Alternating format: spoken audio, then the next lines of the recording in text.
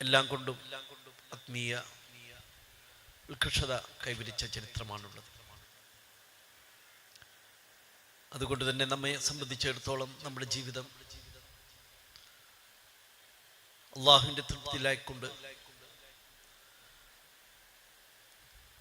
അള്ളാഹുവിൻ്റെയും റസൂൽ കരീം സ്വല്ലല്ലാഹു അലൈഹി വസല്ലമയുടെയും സ്മരണകൾ ഹൃദയത്തിൽ സജീവമാക്കുന്നതിന് ദിക്റുകളും സ്വലാത്തുകളും ഒക്കെ തന്നെ ദിനചര്യകളാക്കുമ്പോൾ അത് അള്ളാഹുവിലേക്ക് അടുക്കുവാനും റസൂൽ കരീം സ്വല്ലല്ലാഹു അലൈഹി വസല്ലമയോടുള്ള ഇഷ്ക് നമ്മുടെ ഹൃദയത്തിൽ ഊട്ടിയുറപ്പിക്കുവാനുമുള്ള മഹത്തായ ഒരു വേദിയാണ്.